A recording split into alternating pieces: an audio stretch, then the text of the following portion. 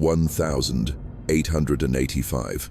Massachusetts, the Marwood family, the creepy ritual behind their million-dollar fortune.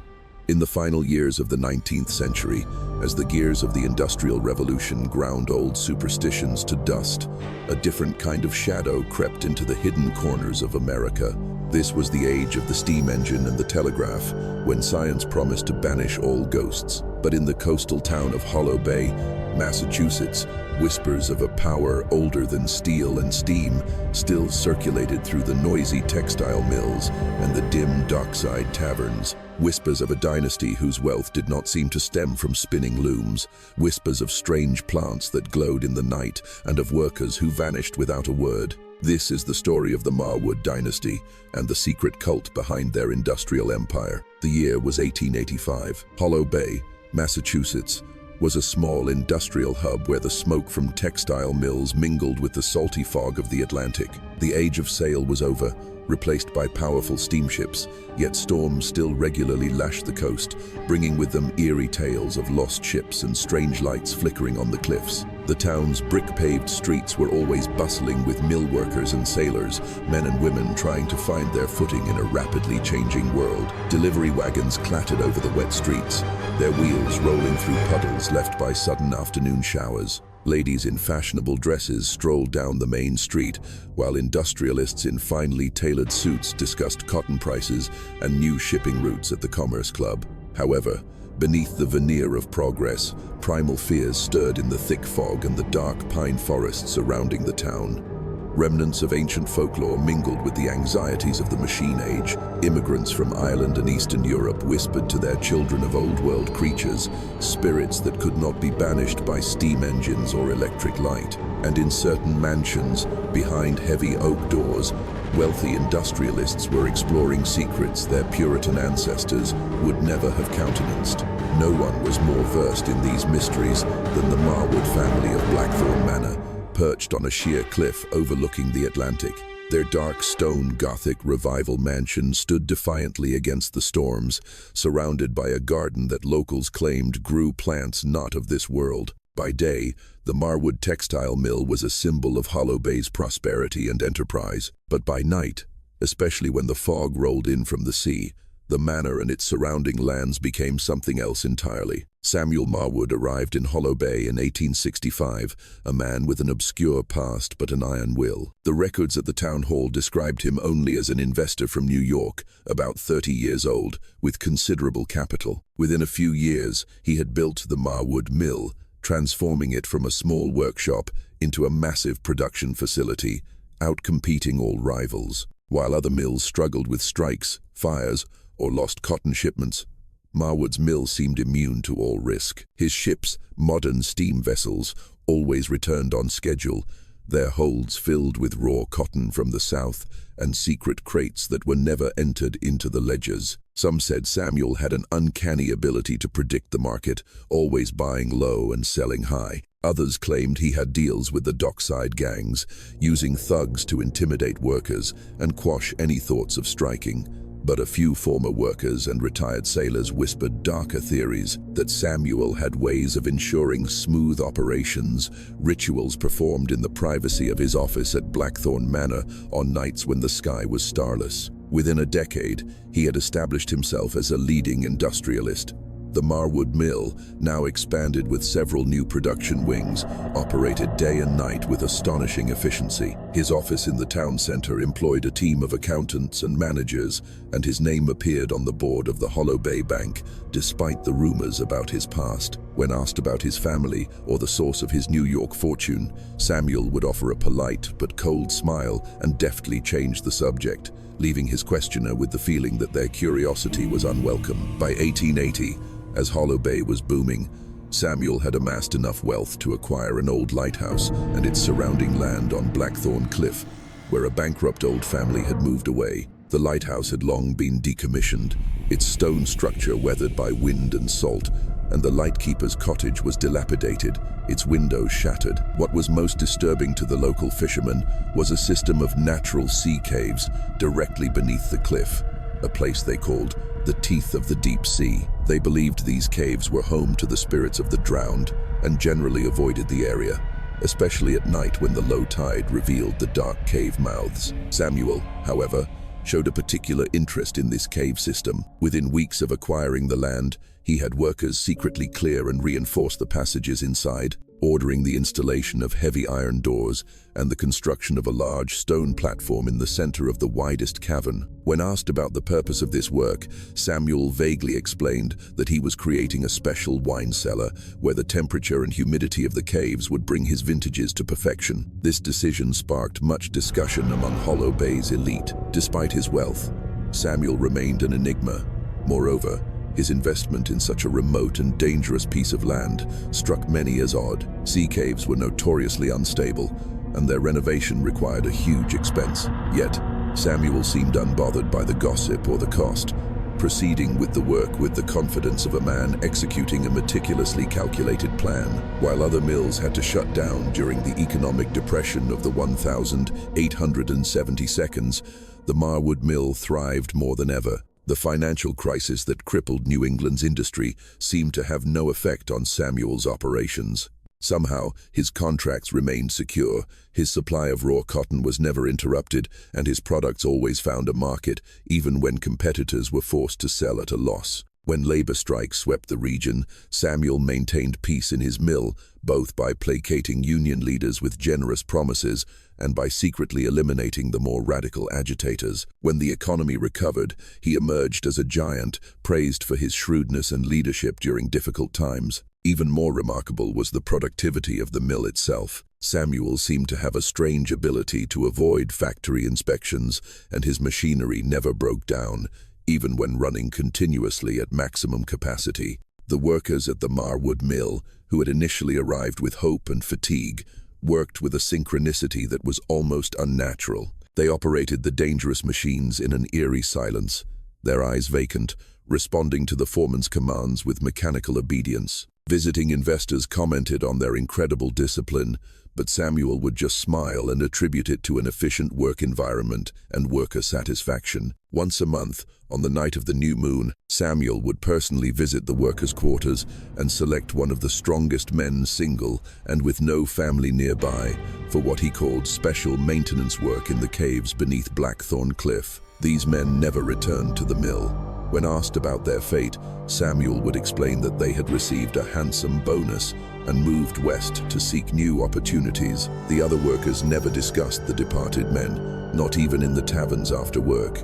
Their resigned silence on the matter was, perhaps, the most unsettling aspect of all. By 1885, Marwood's empire had expanded throughout New England, his mill producing the finest textiles in the region, exported all over the world. Blackthorn Manor, once a ruin, had been transformed into a masterpiece of Gothic revival architecture, its stone towers rising proudly on the cliff. The interior was adorned with intricately carved woodwork and art from Europe. The gardens surrounding the manor were meticulously cared for, planted with strange flora that Evelyn Harper would later recognize as not belonging to Earth. Their dark purple and black blossoms filled the night air with a strange fragrance, both sweet and slightly metallic. Samuel was a striking figure, tall and elegant, with deep-set blue eyes that seemed to see right through a person. At 50, he retained the youthful appearance and energy of a man in his early 30s, a fact that astonished and intrigued his business peers. His thick black hair showed no trace of gray,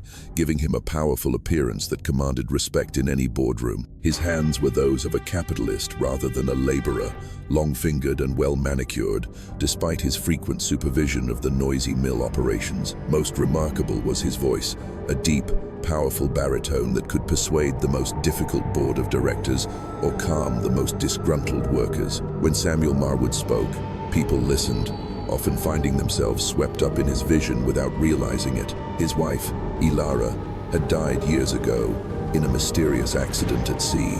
It was said she was a beautiful woman with golden hair and sad eyes, who rarely left Blackthorn Manor. She had appeared in Hollow Bay with Samuel, introduced as his wife, but no one knew anything about her family or her past.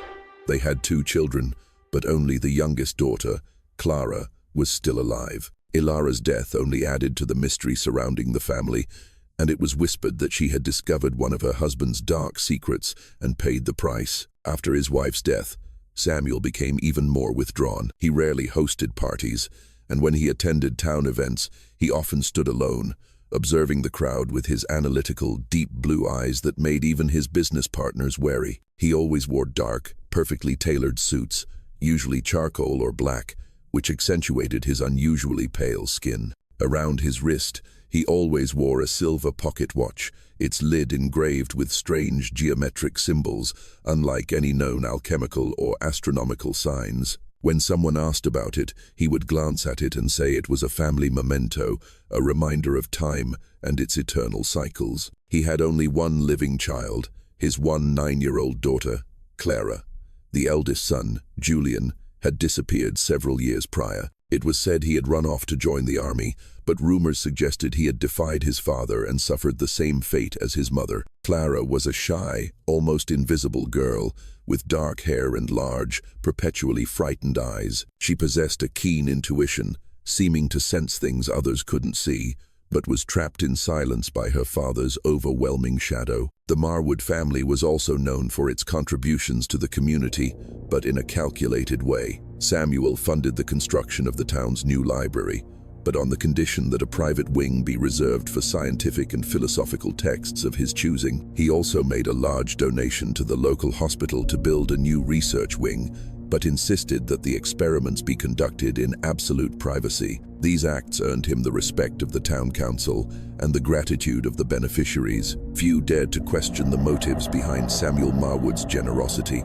They simply accepted that a successful industrialist always sought to leave his mark, however peculiar that mark might be. Samuel Marwood rarely hosted galas, but he often invited important business partners and influential scientists to Blackthorn Manor for private dinners. Here, the elite of New England's industry would marvel at his personal library and his collection of strange artifacts.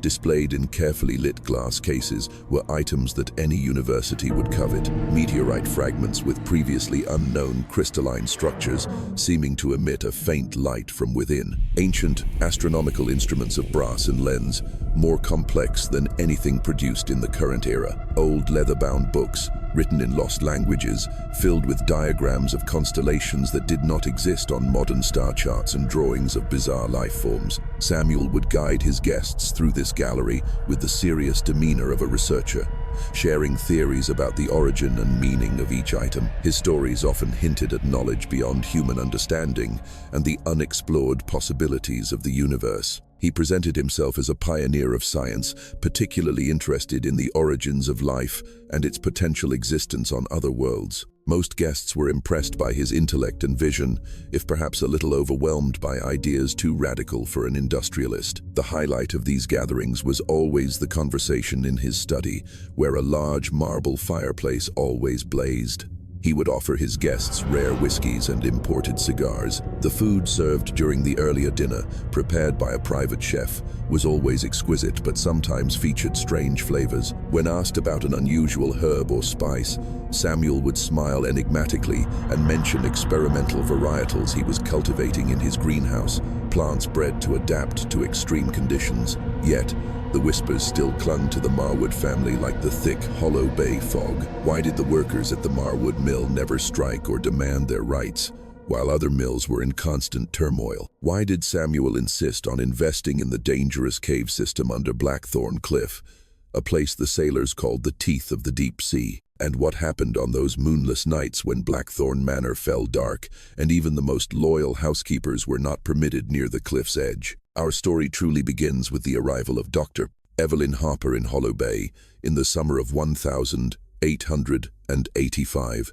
A botanist trained at Radcliffe College, Evelyn had come to this coastal region in search of unique ecosystems, an opportunity to escape the constraints of Boston society and pursue her scientific passion. She was known in academic circles for her bold research on plant adaptation, and her theories about life's ability to exist in the most extreme conditions had unsettled some of her more conservative colleagues. Evelyn was a woman of science in an era when the field was still dominated by men. Her field notes, found years later in a private collection, reveal a sharp intellect that refused to accept easy answers. "Nature always conceals laws that are beyond our current understanding," she wrote, a plant that can thrive on barren rock or in eternal darkness. That is not a miracle, but a biological mechanism we have yet to discover. And any mechanism, once understood, can be harnessed. In appearance, Evelyn possessed an intelligent and independent beauty, tall with brown hair pinned up neatly so as not to interfere with her work. She dressed in a practical and elegant manner, favoring simple but well-tailored walking dresses. Her hands, though slender, were deft and steady when using analytical instruments. But her most striking feature was her eyes, hazel and filled with curiosity, never missing a detail. From the vein on a leaf to a fleeting expression on a person's face. She carried herself with the quiet confidence of someone accustomed to proving her worth in a world that did not always welcome ambitious women.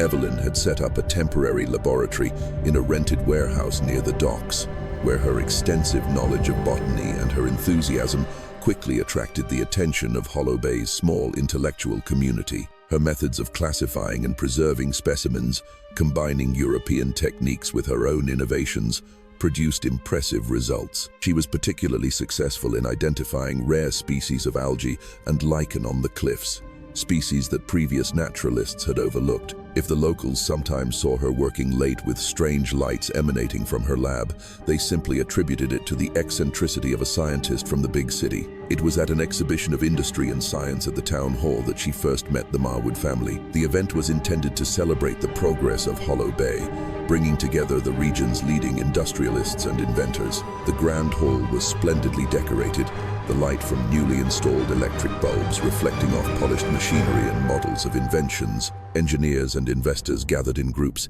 excitedly discussing more efficient steam engines and new weaving processes. Samuel Marwood stood at the center of attention, not just because of his wealth, though that was considerable, but because of a powerful aura that seemed to set him apart from the crowd. While other industrialists boasted about profits and efficiency, Samuel spoke of the future, of possibilities beyond current understanding.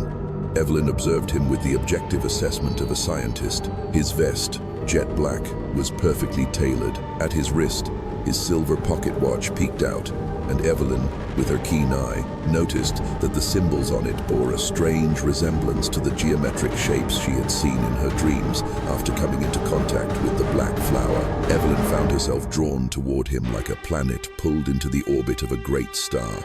When their eyes met across the room, she felt a strange sensation, an intellectual connection, and an indescribable shiver. Something passed between them in that moment, an acknowledgement that they were both outsiders in this world, people who saw beyond the surface of reality. Whatever it was, it compelled her to approach, not to join the business conversation, but to ask about the famous gardens of Blackthorn Manor. Their conversation became the highlight of the evening for Evelyn. The powerful businessman and the independent female scientist stood beside a complex loom model, but their discussion went far beyond gears and shuttles. They barely spoke of industry, instead exchanging ideas about evolution and the limits of human knowledge. When the conversation paused, Samuel smiled, a rare and meaningful expression that surprisingly animated his cold face. "You are not like other scientists, Dr. Harper," he said, his voice deep and weighty. "You see beyond what can be measured and classified." "And what lies beyond that, Mr. Marwood?" she asked, captivated. "A vaster reality that our science has only just begun to touch."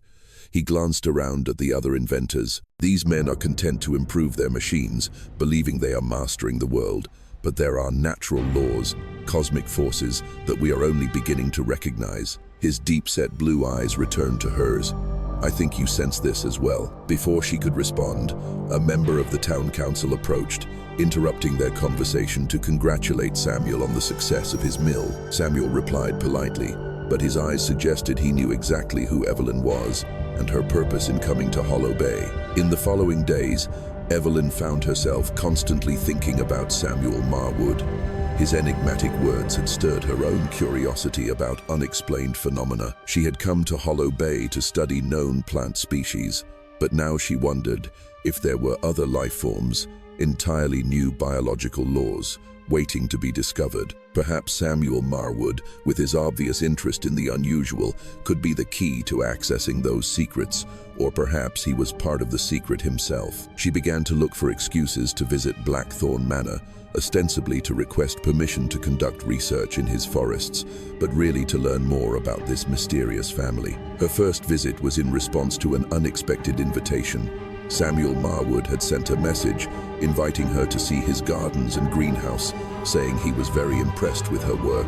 Evelyn arrived at the manor on a cloudy afternoon, the air carrying the scent of damp earth and the strange fragrance of the garden's flowers. A butler met her at the door, an elderly man with an expressionless face and stiff, mechanical movements. His eyes seemed vacant, looking at Evelyn without a hint of a welcoming expression. When he spoke, his voice was a monotone, lacking the warm cadence typical of New Englanders. "The master is waiting for you in the library, doctor," he said, the words polite but cold. "Please, follow me." As Evelyn walked through the manor, she noticed the oppressive silence. A house this large should have been filled with the footsteps of servants, the clinking of porcelain, the 100 small sounds of daily life. Blackthorn Manor, in contrast, seemed to swallow all sound. The thick Persian rugs and heavy velvet curtains created a solemn and somewhat funereal atmosphere, more like a museum than a home. Samuel Marwood's library was an impressive space, with floor-to-ceiling mahogany shelves filled with rare books. The large windows overlooked the garden, but the dim afternoon light was obscured by clouds, casting the room in shadow. The air smelled of old paper, leather, and a faint scent of dried herbs that Evelyn couldn't identify. Samuel was standing by the window, his back to her, looking out at his garden. His black hair seemed untouched by time, and his tall frame exuded a quiet power. "Dr. Harper," he said without turning, his voice surprisingly strong in the stillness of the room. "I'm glad you accepted my invitation." Evelyn entered, her bag of research tools seeming out of place in the formal space. "Mr. Marwood, the honor is mine. I am very interested in learning more about the unique plants you are cultivating." "Among my other interests," he replied, finally turning. His blue eyes assessed her with a perspicacity that made her feel uneasy. "But I have a feeling your interests have already gone beyond what can be found in textbooks." The subsequent discussion was unlike any academic exchange Evelyn had ever had. Samuel answered her questions with philosophical statements that seemed designed to probe rather than explain. When she asked about the origin of a climbing plant with spiral-shaped leaves, he smiled and said, "Origin is such a limited concept. Don't you agree, Doctor? What we consider a beginning may just be a point in an endless cycle." When she asked about the chemical composition of the black flower, he described it as the matter of the space between stars, seeking a familiar form. Throughout the conversation, Evelyn had the distinct impression that she was the one being studied, not the plants. Samuel observed her every reaction with those deep-set blue eyes, seeming to note her curiosity and her skepticism. At one point, he showed her a small, polished meteorite fragment. When she held it, she felt a slight vibration and a cold that chilled her to the bone.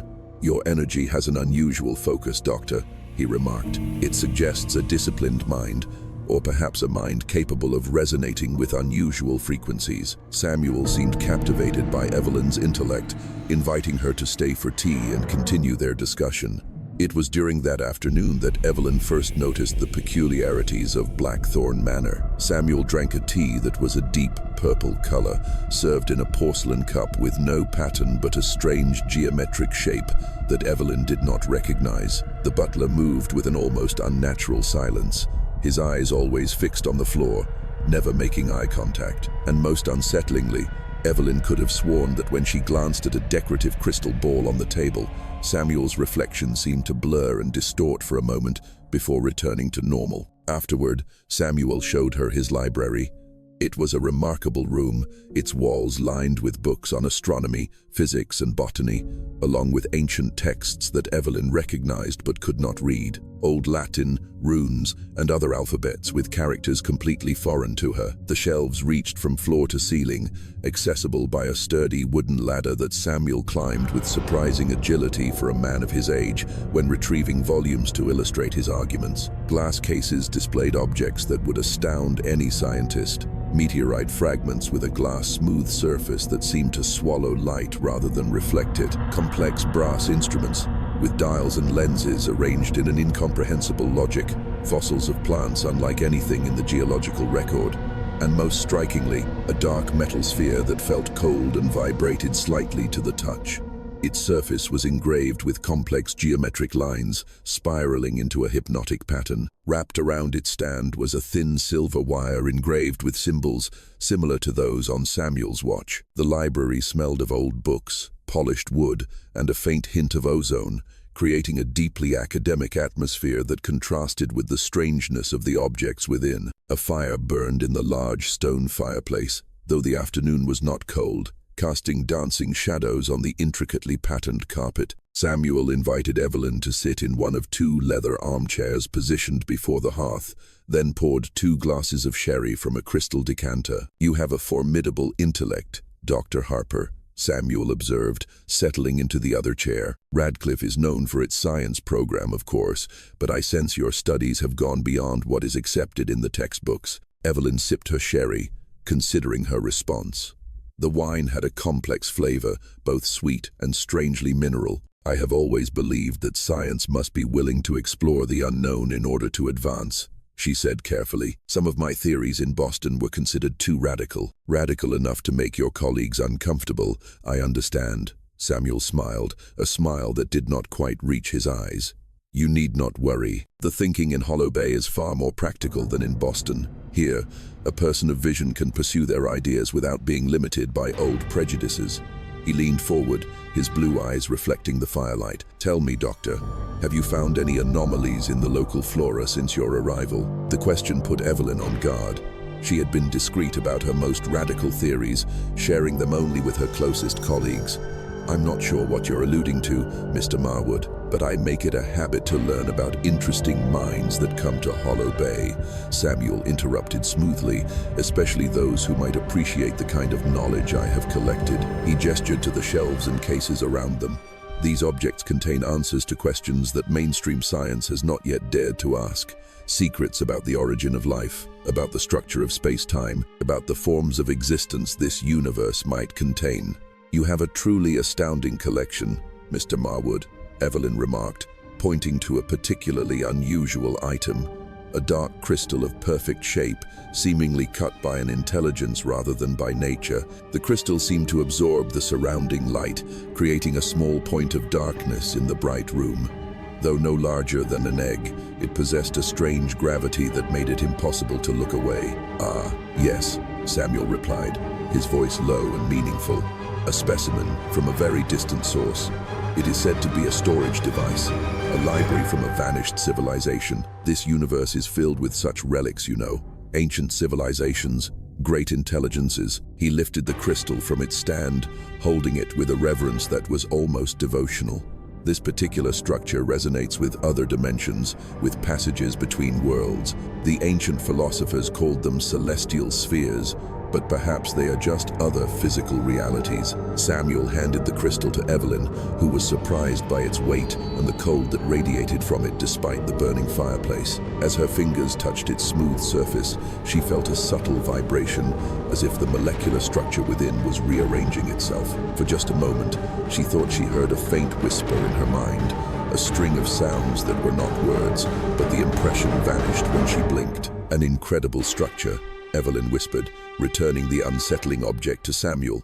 "The precision of its angles suggests a technology far beyond ours." Indeed, Samuel placed the crystal back in its case with evident care.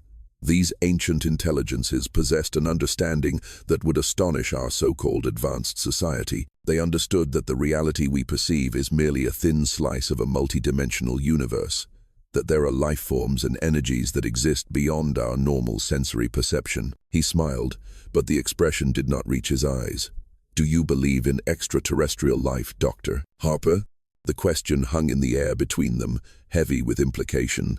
Evelyn felt she was at a critical juncture. One path led to safe, scientific answers, the other into a territory of hypotheses that could be dangerous, but also revolutionary. Her scientific skepticism warred with an irresistible curiosity. "I believe," she said finally, "that this universe is vaster and more complex than our current physics can explain. Whether the entities you refer to are sentient life forms, or simply energy phenomena that we lack the tools to measure? That remains an open question. Samuel's smile widened, a smile of appreciation. A cautious answer. Doctor, but I think both you and I know that some questions can only be answered through direct observation. He raised his glass to the boundaries that must be crossed and to new discoveries. Before Evelyn could respond, a young man burst into the library, his face pale with alarm. He looked like Samuel, but his self-assurance had been replaced by unconcealed fear. He was wearing an expensive but disheveled suit, and his carefully combed hair was now in disarray. Evelyn recognized him as Julian, Samuel's eldest son, who was rumored to have run away. "Father," Julian said, his voice trembling, "there's been an incident in the caverns. The equipment, it's unstable. We can't wait." The change in Samuel was immediate and striking. The urbane intellectual vanished, replaced by something sharper and more powerful. His eyes narrowed, their deep blue seeming to deepen, almost black in the firelight. His posture became ramrod straight, the relaxed comfort of moments before giving way to an intense focus that reminded Evelyn of a commander facing a crisis. "What kind of incident?" Samuel asked, his voice low and cold as ice. Julian glanced at Evelyn, clearly unwilling to speak in front of a stranger. One of the energy sources had an unusual reaction to the calibration process. The foreman attempted the usual stabilization procedures, but they failed. "I see." Samuel set his sherry glass down decisively. "The timing, just now. The foreman says the fluctuation is unprecedented." Julian's voice cracked slightly on the last word, betraying a panic he was trying to suppress. A frown creased Samuel's brow, a flicker of cold calculation. "Not worry." "Very well. Excuse me, doctor. Julian will keep you company." With that, he strode swiftly from the room, his steps decisive and purposeful, leaving a tense silence in the library. Julian went to the sherry decanter, his hands visibly shaking as he poured himself a full glass. Unlike his father, Julian had the look of a man constantly on edge, lacking Samuel's ironclad confidence. While Samuel moved with absolute control, Julian's gestures were somewhat hurried and restless, betraying an easily agitated temperament. His eyes, also blue but a paler shade than his father's, darted towards Evelyn as if she were part of the problem. He drained the glass in one gulp, then immediately refilled it. The sherry seemed to calm his trembling only slightly. Finally, he turned to Evelyn, attempting a social smile that came across as strained and grim. "So, you're the scientist my father invited," Julian said abruptly, sinking into the chair his father had just vacated. "He mentioned your work. I am very impressed with Mr. Marwood's collection," Evelyn replied cautiously, sensing the undercurrent of hostility from Julian. "My father has many impressive things," Julian muttered, a sound full of bitterness. "Too many, some might say. He's always looking for things beyond the pale." He studied Evelyn with narrowed eyes. "What exactly is your purpose in Hollow Bay, Doctor?" "My purpose is entirely scientific," Evelyn answered professionally. "I am studying the unique flora of this region. I have no other intentions." Julian refilled his glass again. "A word of advice, Doctor. There are things about this family's business you would not want to know, things that would disturb your scientific worldview. It would be best for you to focus on your flowers and stay away from my father's experiments." The warning was clear, but it only stoked Evelyn's curiosity. What experiments was Julian referring to?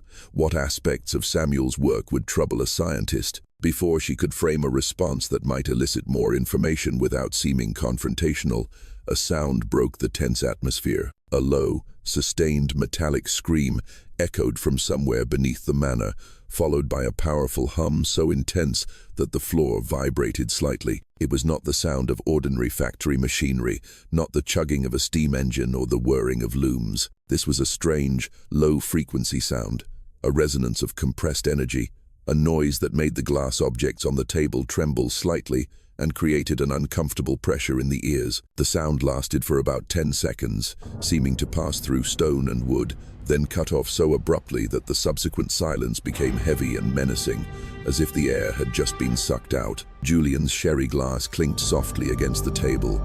The pale yellow liquid sloshed out in a small trail on the polished wood. The faint, sweet smell of the alcohol rose to mingle with the library scent of old books. Julian paid no mind to the spill, his eyes fixed on the door leading to the cellars. towards the caves. "What was that?"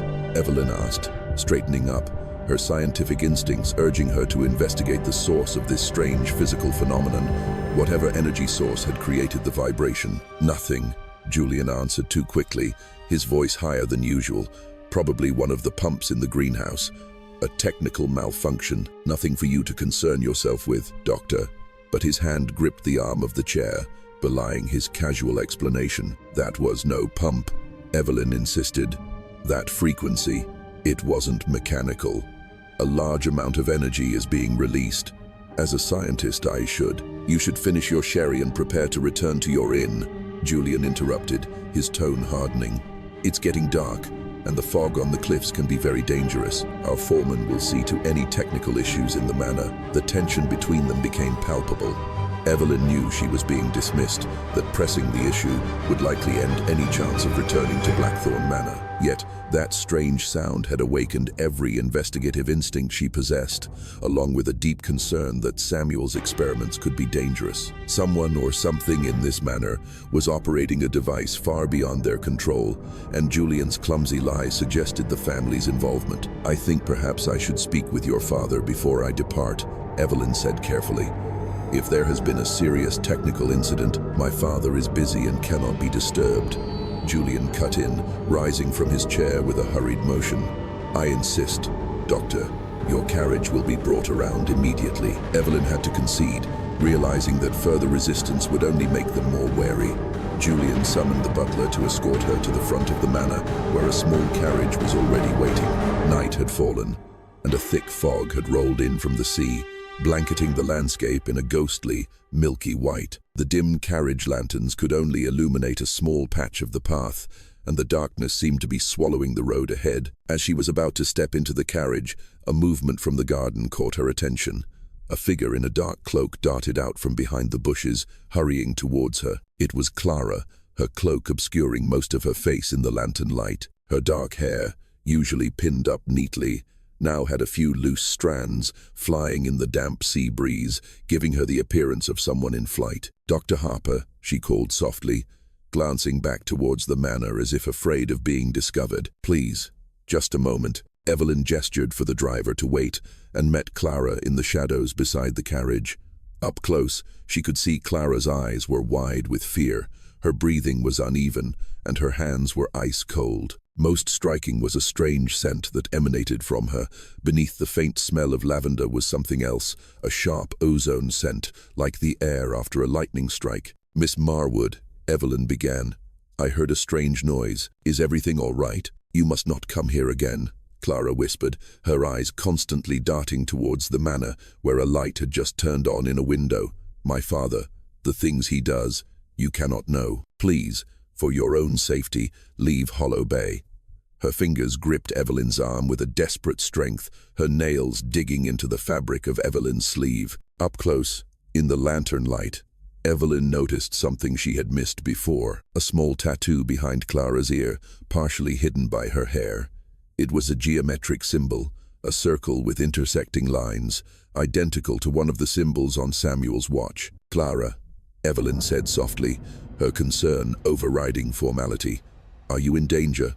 If your father is hurting you?" Clara shook her head, a bitter smile flashing across her lips. "Hurting me? No, Doctor. He island, preparing me. All of us are being prepared." Her gaze shifted over Evelyn's shoulder towards the cliff where the cave system lay beneath. "But not everyone is ready for the transformation. Not everyone is chosen." "What transformation?" "Clara, you're not making sense." Evelyn placed her hands on the girl's shoulders, trying to calm her.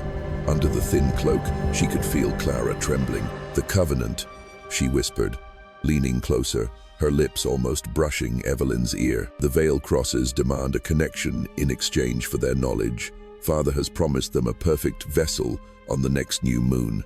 Tonight was just a test." She pulled back slightly, her eyes meeting Evelyn's with desperate urgency.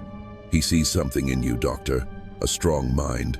If he invites you to an observation, refuse. No matter what he promises, no matter how tempting the knowledge, refuse." With those cryptic words, Clara rushed back into the darkness, leaving Evelyn more intrigued than frightened. As the carriage took her back to her inn through the fog-shrouded streets, she was determined to discover the secrets the Marwood family was hiding at Blackthorn Manor. Clara's warning, instead of scaring her away, had awakened the same scientific spirit that had brought her to Hollow Bay, a need to understand the natural laws behind strange phenomena, no matter how disturbing those laws might be. The ride back to the inn that night was eerily quiet. The fog was so thick it swallowed the sound of the wheels and the horses' hooves. Several times, Evelyn had the distinct feeling that the carriage was not alone, that figures were moving parallel to them in the mist, just a few feet beyond the lantern light. Once, a dark shape darted in front of the carriage, causing the horse to rear up and whinny in fear. But when the driver looked out, he saw nothing but a wall of white fog. She arrived at the inn near midnight. The harbor area was nearly deserted, with only a dim light coming from a tavern, the Weary Mariner. As she was about to enter the inn, the tavern door flew open and a man stumbled out, collapsing onto the stone pavement right in front of Evelyn. Evelyn rushed to check on the man. In the faint light from the inn's window, she could see he was a sailor, his clothes stained with grease and smelling of fish. His face was bruised, and a cut on his forehead was bleeding. But what caught Evelyn's attention was the expression of absolute terror in his eyes. "Help me," the man gasped, clutching at the hem of Evelyn's dress. "They're looking for me. They know I saw. On the ship." "Saw what?" Evelyn asked, glancing towards the tavern. Two men stood in the doorway, their figures tall and silent in the fog. They just stood there watching, making no move to approach. Their stillness was unnatural, as if they weren't tavern brawlers, but predators in waiting. "The ship," the sailor whispered. "Marwood's ship, the one that unloads at a private dock at night. I was on watch last night, saw them moving the crates. Not cotton, not textiles. The crates. They were moving. They were moaning. Something worse than smuggling." His eyes darted past Evelyn, widening further. "They're here. God help me. They're here." Evelyn turned to see the two men had advanced from the tavern, moving with the same silence and purpose she had seen in the butler at Blackthorn Manor. Their faces were lost in shadow, but their tall figures exuded menace. One of them held a thick coil of rope. Standing up, Evelyn placed herself between the two men and the injured sailor. "This man needs medical attention," she said firmly. "I am Dr. Evelyn Harper, and I am taking him with me." The two men stopped, their presence heavy in the fog. One of them spoke, his voice a flat, emotionless monotone, just like the butler's. "This doesn't concern you, Doctor. The old man was causing a disturbance. We are just taking him back to his ship." "His injuries suggest otherwise," Evelyn replied, helping the sailor to his feet. "If he has broken the law, report it to the sheriff. Until then, I will be responsible for him." For a moment, it seemed the confrontation might turn dangerous. The two men took another step forward, their figures completely blocking the light from the tavern. Evelyn tensed, acutely aware that she was facing men who were far from ordinary, and she was alone. The sailor trembled beside her, clearly too terrified to defend himself. Then, unexpectedly, the two men stepped back. "As you wish, Doctor," the man said, his tone unchanged. "But Mr. Marwood will hear of your misplaced concern." With that, they turned and melted back into the fog, vanishing as quickly and silently as ghosts. Evelyn helped the sailor into the inn, then had the innkeeper help her get him to her room. Once they were inside with the door locked, the sailor was nearly incoherent, muttering about things in the crates and the green light under the water. After cleaning his wounds and giving him some water, Evelyn examined him more closely. The external injuries were not too severe, consistent with a scuffle, but his pulse was very weak, and his skin was ice cold. Most disturbing was his pulse, which was unusually faint, and on his wrist she discovered a small bruise, shaped like a circle with intersecting lines, the symbol she had seen on Samuel's watch and behind Clara's ear. Evelyn gave the sailor a mild sedative, then sat at her small table to record the evening's events while they were still fresh. As she wrote, connections began to form in her mind. Samuel Marwood's strange behavior, the mechanical state of his employees, Clara's cryptic warnings, and now this sailor's terror and his silent pursuers. Something was happening at Blackthorn Manor that defied all scientific explanation. Something that was clearly linked to Marwood's shipping operations. The following week, Evelyn had a chance encounter with Mr. Henderson, a supplier of equipment to many of the local mills, including Marwood's. Henderson suffered from a chronic bad back and was at the local apothecary, where Evelyn was also purchasing some chemicals. As they waited, the conversation turned to the Marwood family. Henderson was a middle-aged, talkative man with the sharp eyes of a salesman who missed little.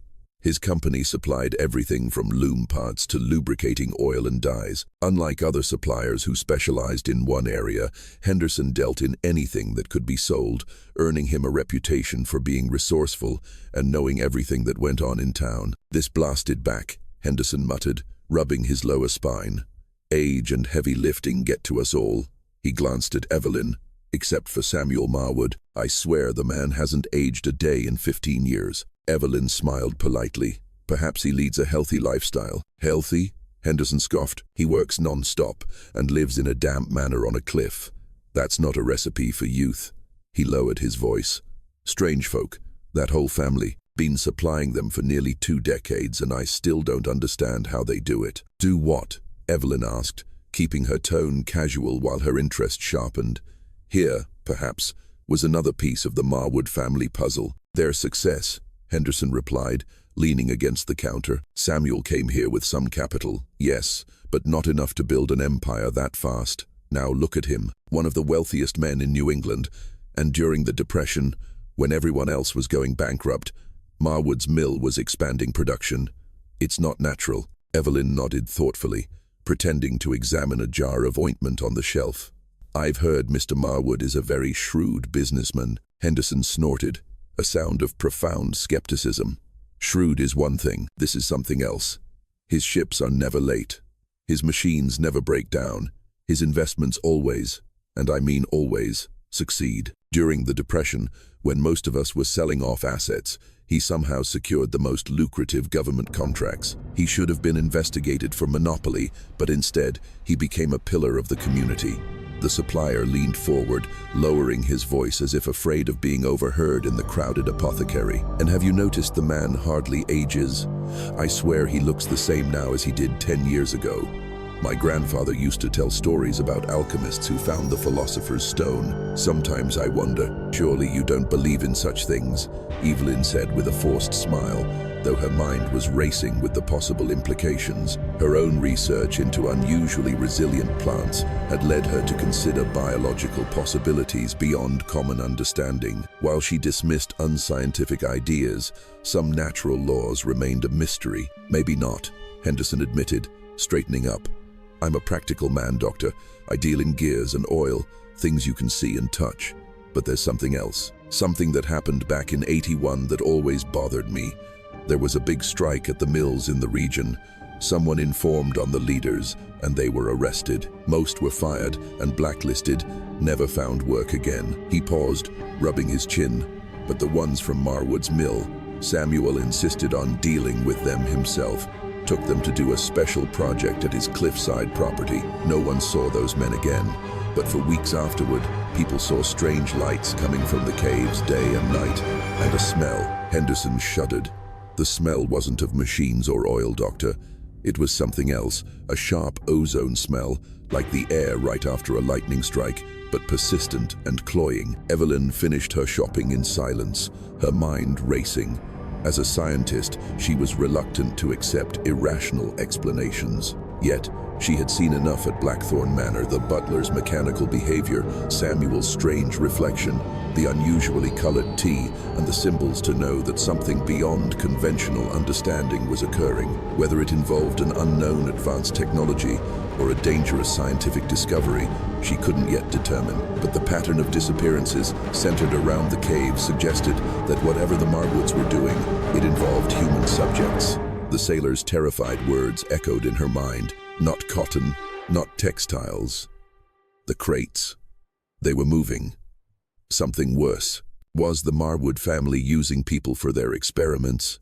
And what was the preparation Clara had mentioned, with a perfect vessel on the next new moon? That evening, Evelyn wrote a letter to a former colleague at Radcliffe, asking about any research into anomalous biological phenomena or reports of unidentified life forms in the New England region. While she waited for a reply, she continued her local investigations, speaking with anyone who had dealings with the Marwood family. From a clerk at the docks, she learned that Marwood's ships often made trips that were not on the official schedule, and when they returned, they were often unloaded at night by a private crew of Marwood's own men, not the usual dock workers. From an elderly retired nurse, she heard that the late Mrs. Marwood, Elara, had seemed not to age at all during her years in Hollow Bay, and that before her death, she had become extremely paranoid and had strange bruises on her body, bruises shaped like geometric symbols. Most disturbing was her conversation with Mr. Theron, the old lighthouse keeper who had looked after the lighthouse before Samuel Marwood bought it. Theron was a grizzled old man who lived alone in a small shack at the edge of town, his hands calloused from years of hauling ropes and battling storms. Despite his reclusive life, his mind was sharp, and his eyes, grey as the sea, seemed to have seen a great deal. Evelyn found him mending a fishing net on his porch. "Samuel Marwood," Theron muttered when Evelyn mentioned the name, his fingers never ceasing their work. "A name I try not to think about. Not since what happened to Peterson." "Peterson?" Evelyn asked, the name entirely new to her. "Eric Peterson," Theron clarified, looking up and squinting at Evelyn, "a geologist from Boston. He came around the same time as Marwood, in '65. They were partners at first, surveying the cliff and the caves together. This was new information. In all the gossip, no one had mentioned Samuel having a partner when he first arrived. "What happened to him?" Evelyn asked. Theron's eyes grew distant, looking out towards the sea. "They were close at first, exploring the caves together. But after about a year, Peterson disappeared. Marwood said he'd taken a job in California, but there were rumors that Peterson had discovered something in the caves, something Marwood wanted to keep for himself, and he had threatened to report it." "What kind of discovery?" Evelyn pressed, feeling she was finally getting to the heart of the mystery. Theron shook his head, his gaze distant. "I don't know for sure, but just before he vanished, Peterson came to me, looking terrified.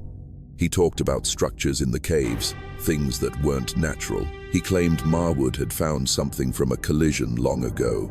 Not a meteorite, but a technology, a way to communicate with things out there. He was scared, Doctor, truly scared." The old lightkeeper's voice dropped to a whisper. A week later, his boat was found adrift offshore, with no sign of its owner. Marwood said he'd sold the boat and gone west. "But I've always wondered." Theron fell silent, his calloused hands tightening on the net. After a moment, he continued, his voice steadier. "Peterson left something with me for safekeeping, a set of geological maps and notes. He said if anything happened, I should make sure it got to scientists in Boston. But when I tried to get in touch after he disappeared, my office at the lighthouse was broken into. The lock on my cabinet was forced, and only that portfolio was taken." "Do you remember anything specific from Peterson's notes?" Evelyn asked. "Any terms or drawings that might help me understand what Marwood found?" Theron hesitated, glancing out to sea as if weighing old memories. Finally, he nodded. "Peterson mentioned a group. He called them the Nebula Order. He said Marwood was a high-ranking member from before he came here. This order didn't worship, but communicated with entities they called the Veil Crossers. Their ultimate goal was evolution, achieving immortality through technologies Peterson considered incredibly dangerous." "And you believe Marwood continues these activities in the caves?" Evelyn asked, trying to connect this information with what she had observed. "I can't say for sure," Theron replied carefully. "But I've never gone near that cliff since he bought it. There's something in that man's eyes, Doctor. A coldness that isn't of this world." He looked directly at Evelyn. "If you're investigating Marwood, be extremely careful. The power he wields may not be supernatural, but it's very real. His influence runs through this town, into the harbor, the mills, and even the sheriff's office." As Evelyn left Theron's shack, the old lightkeeper's warning echoed in her mind. She had come to Hollow Bay seeking scientific discoveries, a chance to push the boundaries of traditional botany. Instead, she had stumbled upon a mystery that hinted at technologies and life forms far beyond her wildest imagination. A few weeks later, Evelyn received a response from her colleague at Radcliffe. Her friend wrote that there were indeed records of anomalous phenomena in New England, particularly 17th century reports of falling stars and millenarian cults. He enclosed copies of several documents, including a little-known scientific article from an amateur astronomy journal dated 1852. The article described a group called the Nebula Order, who believed in communicating with intelligences from the stars, who had seeded life on Earth before recorded history. The article was written cautiously, but its implications were clear.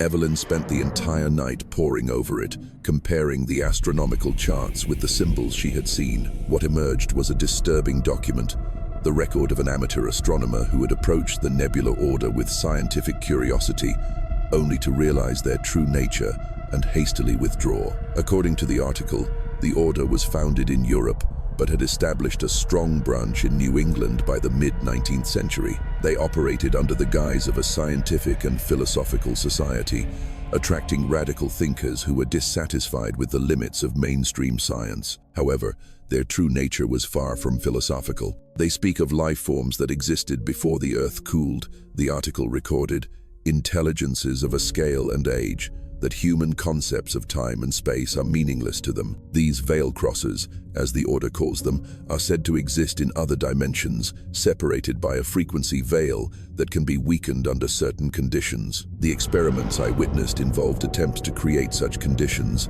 to open gates that the laws of physics seem to have sealed. The article described rituals conducted during specific astronomical events, like major meteor showers, when the Earth's magnetic field was affected. These rituals always involved the use of biological conductors, initially strange plants, but eventually human subjects, often immigrant workers or nameless sailors, whose disappearances would raise few questions among local authorities. Most disturbing were the accounts of what happened when the experiments succeeded. Something responded, the author wrote. I cannot describe its nature, as it seemed to be a pure consciousness, a pattern of energy that shifted and changed constantly. Those who were exposed to it directly collapsed, bleeding from their noses and ears due to the psychic pressure. Yet, a prominent industrialist, Mr. M, approached it without fear, using a silver resonance device.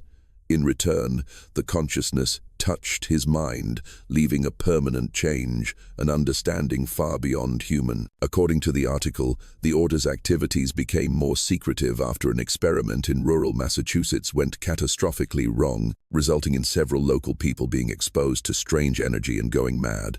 Although no one was convicted, the public scrutiny forced the Nebula Order to operate more covertly. Most disturbing was the description of the Order's inner circle consuming an extract from a black plant, which was said to slow the aging process and enhance psychic communication with the entities. The extract, prepared on the new moon and mixed with certain other catalysts, was said to gradually transform those who used it regularly. They become something not entirely human anymore, the author wrote. Their outward appearance doesn't change much, except for a strange agelessness, but their neural structure is irreversibly altered. Their dreams are no longer their own, but glimpses into other worlds. They hunger for knowledge beyond human understanding, and they always hear the echo of the veil crossers, promising evolution and knowledge in exchange for service and connection. The article ended abruptly, with an editor's note stating that the author had died suddenly of nervous exhaustion shortly after submitting the manuscript.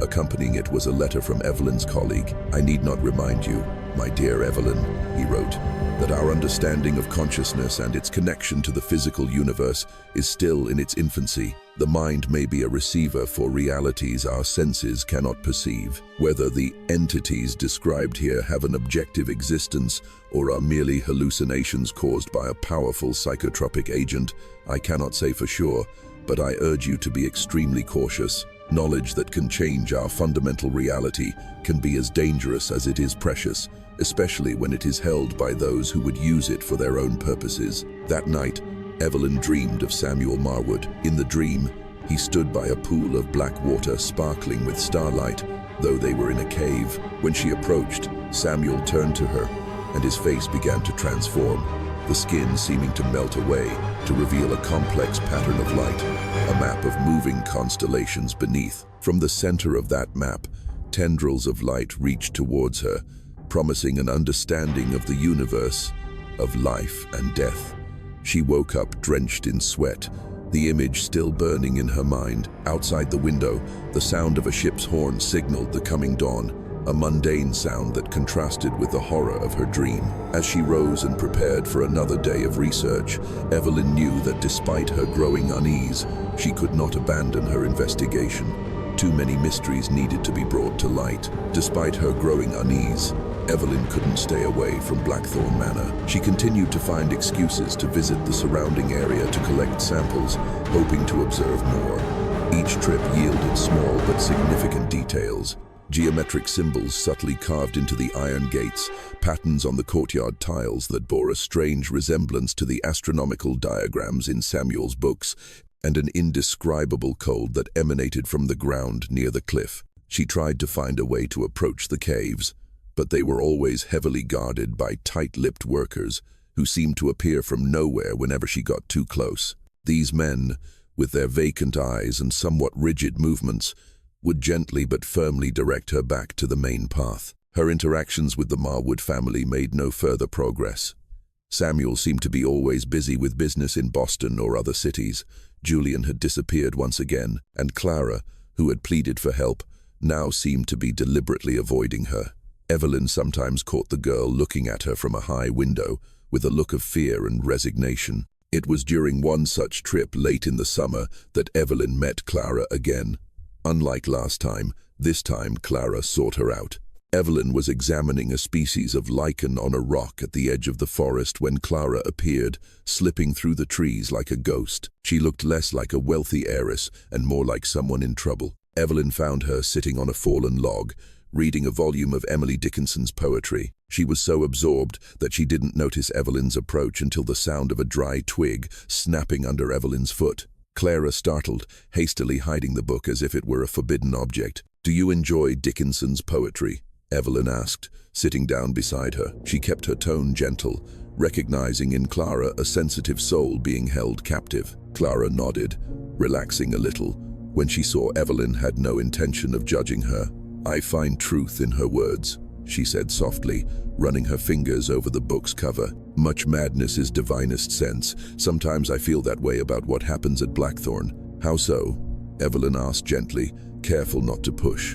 The girl was clearly in great distress. Clara glanced around, making sure they were alone. "This place. It changes people," she whispered.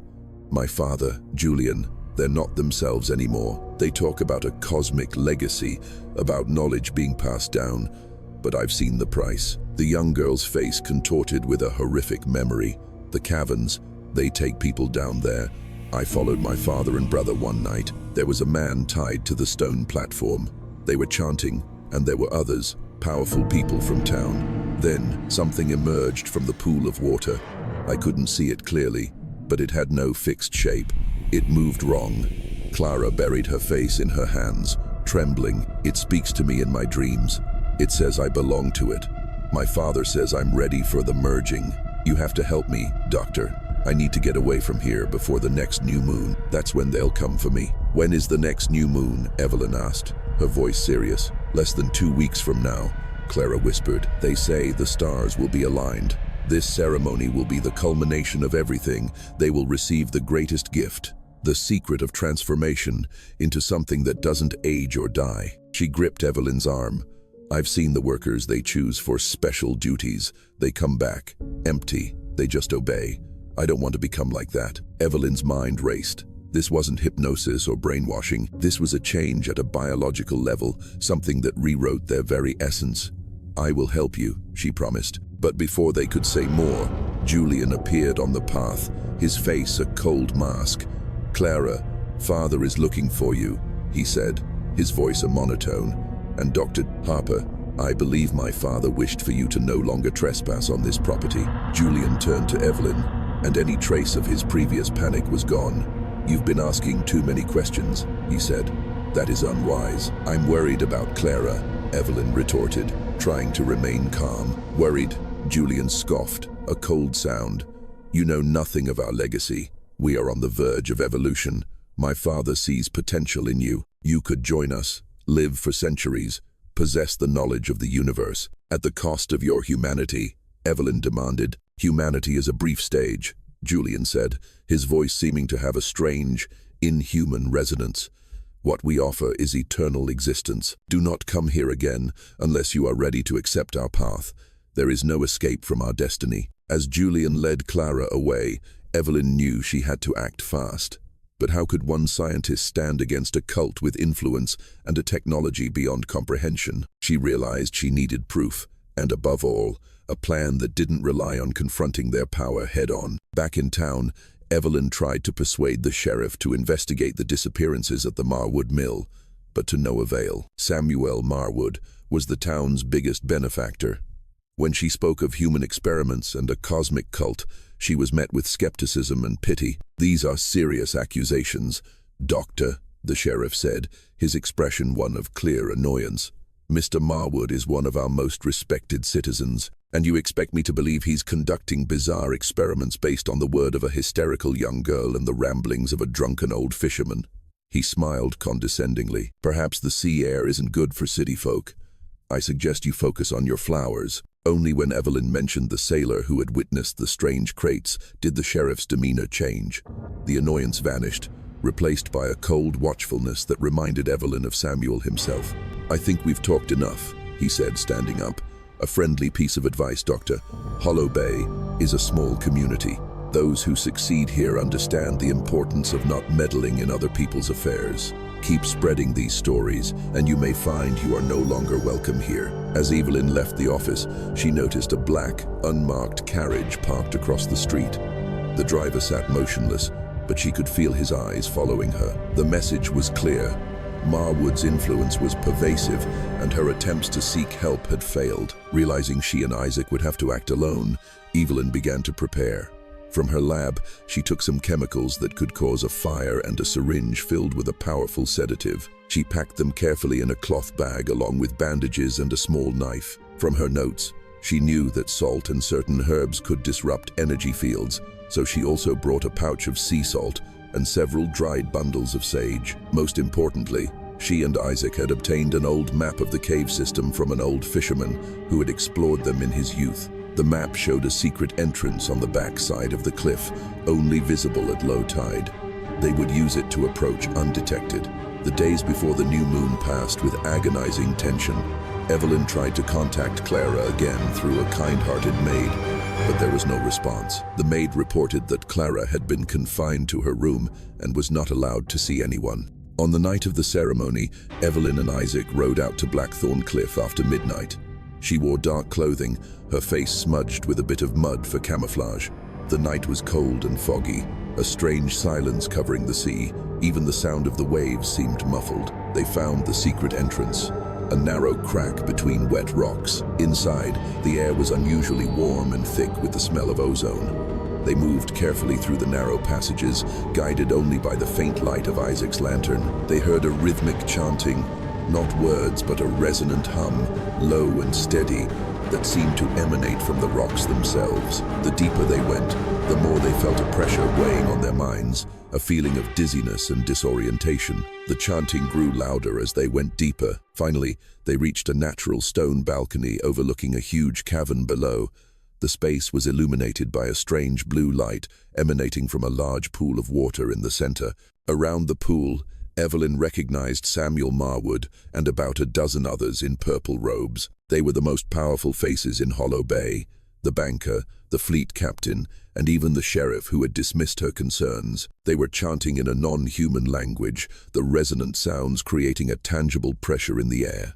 Evelyn felt her head spin and a wave of nausea. She realized that the frequency of the sound itself was a kind of weapon designed to weaken the will of the unprepared. She signaled to Isaac, and they both stuffed small pieces of cloth into their ears to lessen the effect. At the center of the ritual, near the pool, was Clara. She was bound to a stone platform, wearing a simple white dress, her face pale with terror. Clearly, she was the focus of whatever was about to happen.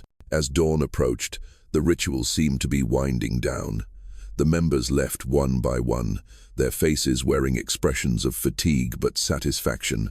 They returned to town in separate carriages, timed so as not to draw attention. Evelyn and Isaac were about to retreat when Samuel and another large man appeared, dragging an unconscious mill worker.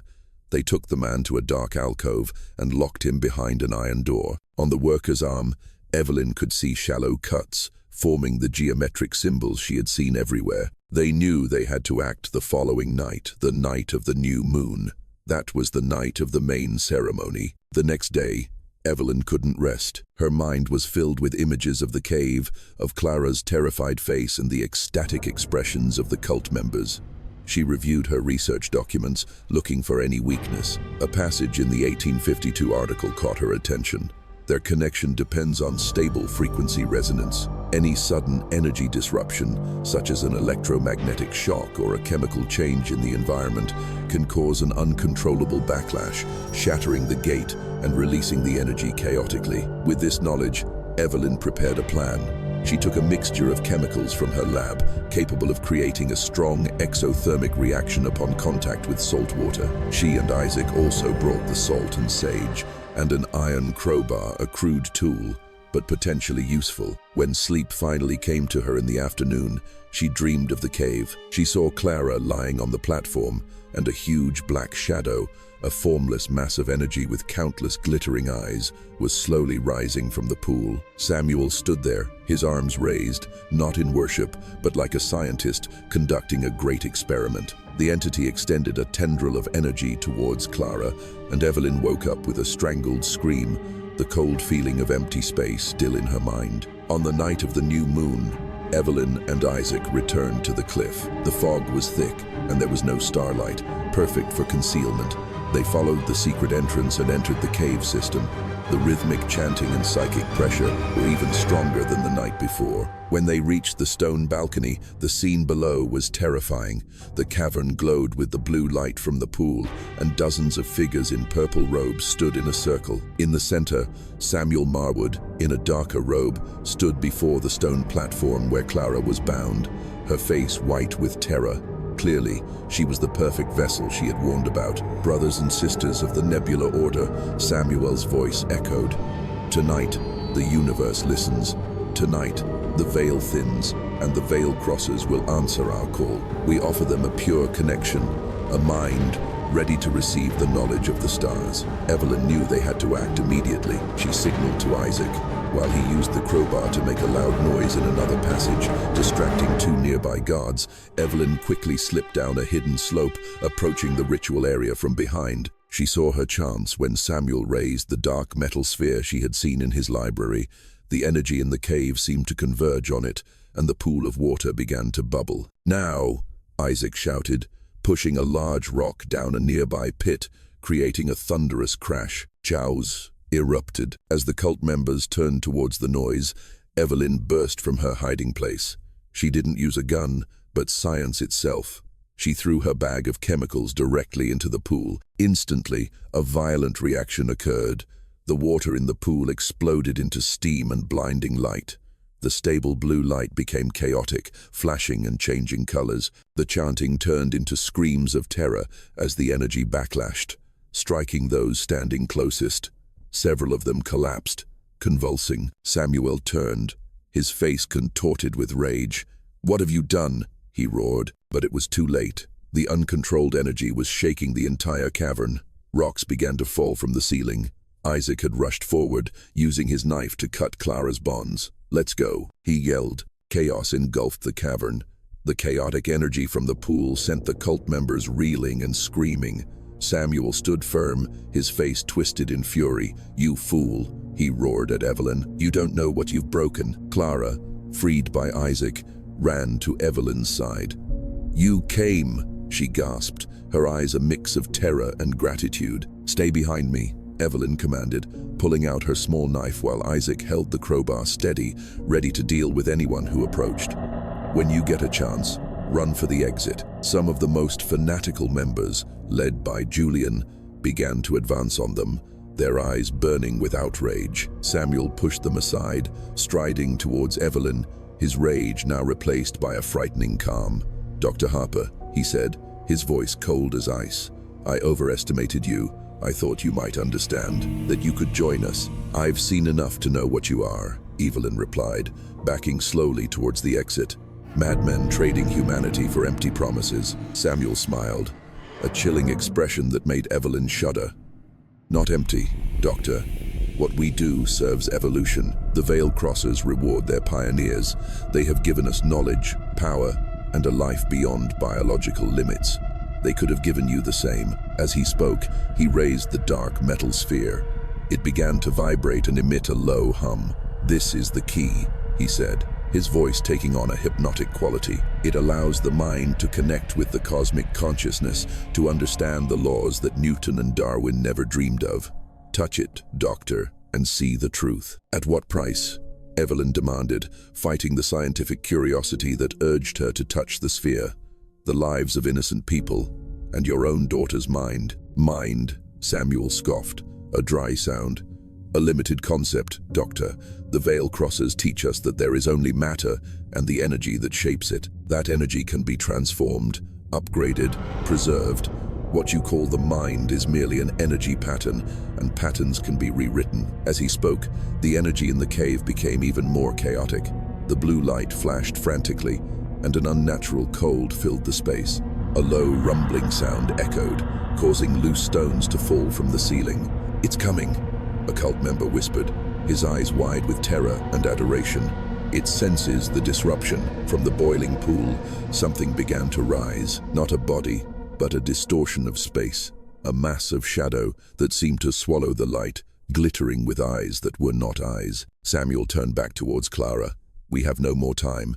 Julian, prepare your sister. The connection must be completed." Julian, his face a mask of crazed determination, moved towards Clara, but then he hesitated, his gaze meeting his sister's horrified eyes. "Julian," Clara whispered, a faint plea. For a moment, conflict was clear on Julian's face. He looked back at his father, then at the rising entity.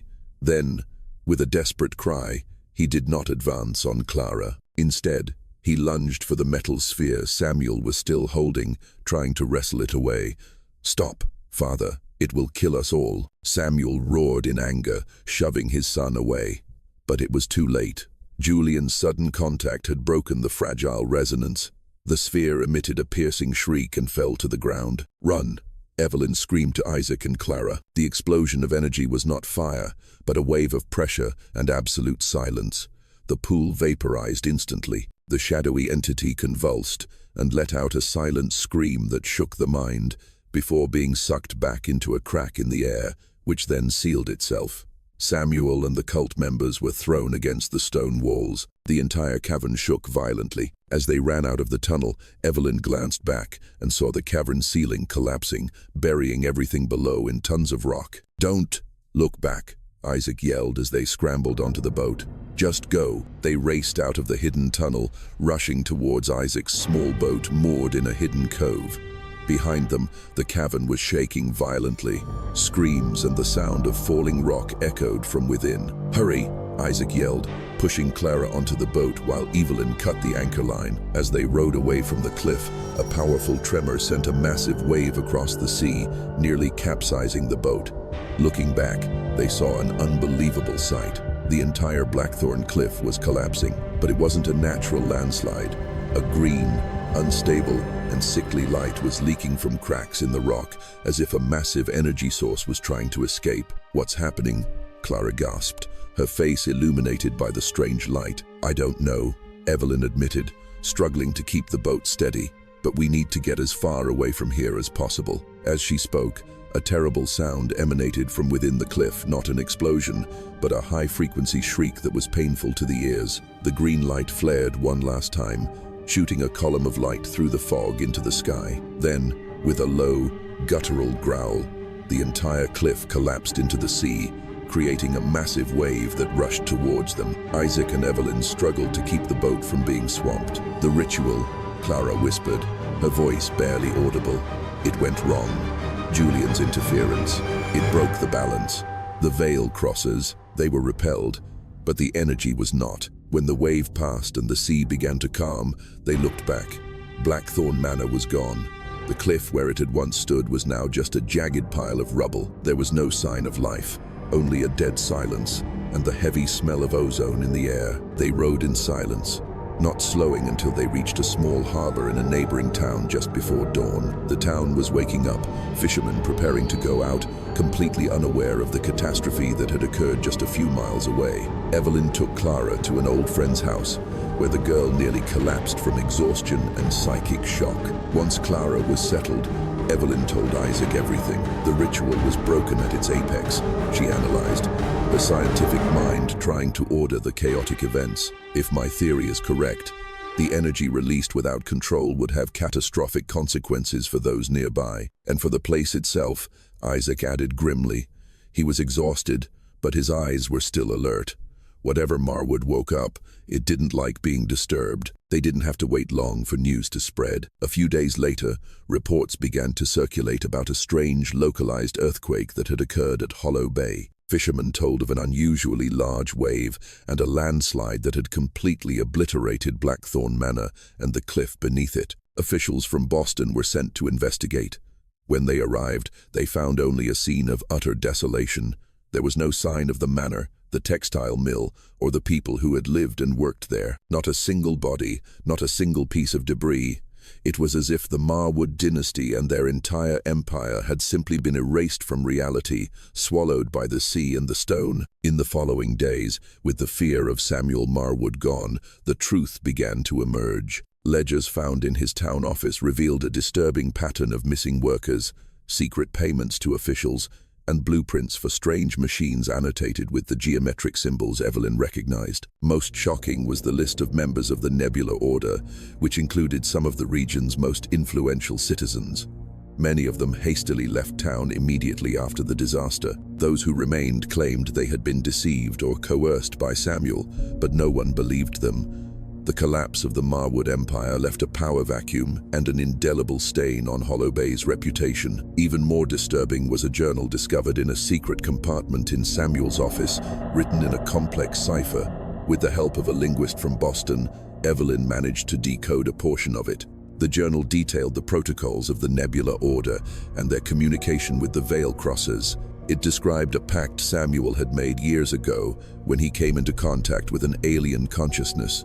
Through a meteorite fragment, it promised knowledge and evolution in exchange for preparing a suitable environment for their presence on Earth. The journal described how Samuel, along with the geologist Eric Peterson, had identified Hollow Bay as an ideal location due to its unusual geomagnetic properties, a thin spot in the veil between dimensions. The mill system and the shipping lines provided a perfect cover for recruiting and disposing of test subjects without arousing suspicion. The Order's influence was deeper than we imagined, Isaac said to Evelyn a week after the disaster, as they reviewed the investigators' reports. It explains Marwood's extraordinary success and why the officials always looked the other way, and the effects on the members themselves, Evelyn added, thinking of Samuel's ageless appearance and Julian's psychological transformation. The journal speaks of restructuring at a cellular level from prolonged exposure to their energy. The price of that knowledge was their very humanity. Clara Marwood, the family's sole survivor, was taken to Boston by Isaac. She was haunted by what had happened, by the image of Julian trying to stop his father in those final moments. Under the patronage of a distant family, she gradually found peace, dedicating her life to art as a way to create beauty in opposition to the horror she had experienced. She never married, determined to let the Marwood bloodline end with her. As for Dr. Evelyn Harper, she remained in Hollow Bay only long enough to provide her testimony to the investigators. Her account, combined with the decoded journal and the statements of those involved, formed an official report that was subsequently and secretly sealed by the government. Haunted by what she had witnessed, a scientific reality far beyond her wildest imagination, Evelyn returned to Boston. She continued her research, but her focus had shifted from conventional botany to a new field she called xenobiology, studying the possibility of life being influenced by extraterrestrial forces. Her papers caused both excitement and ridicule in scientific circles. In 1892, Evelyn Harper joined an expedition to the remote Siberian wilderness where a large meteor explosion had occurred. She hoped to find evidence of extraterrestrial life forms or unusual minerals, She never returned. Her last telegraph to a colleague in Boston only said that she had discovered resonant crystals and bioluminescent plant patterns identical to those in Hollow Bay. The other members of the expedition reported that she had ventured into the central area of the crater alone and simply vanished. Not a single trace of her was ever found. The ruins of Blackthorn Cliff remained a cursed place. Local sailors avoided it, claiming that on foggy nights they could still see strange green lights emanating from under the water and sometimes hear a low hum that seemed to echo from deep within the earth. But the legacy of the Nebula Order did not seem to end with the cliff's collapse. In the following decades, stories of secret research groups, wealthy industrialists investing in strange technologies, and reports of unexplained phenomena emerged around the world. Some believed that Samuel Marwood, with his knowledge from the Veil Crossers, had somehow survived the collapse, or that his consciousness had been transferred elsewhere. To this day, rumors persist of a secret society of scientists and financiers who continue the work of the Nebula Order. It is said that they gather in places with unusual geomagnetic properties, using advanced technology to try to reopen the gate between worlds. And it is said they are searching for a secret that has been passed down, the secret of evolution and the infinite knowledge of the universe. Is there any truth to these rumors? Did a fragment of the Nebula Order survive and evolve? And what of the entities they communicated with, the Veil Crossers that Samuel believed had seeded life? Are they still waiting on the other side of the veil, patiently waiting for another invitation to enter our world? Look up at the night sky, dear readers, and perhaps tonight, ask yourselves what really lurks in the space between the stars. For at the furthest frontiers of science, some mysteries are perhaps best left undiscovered,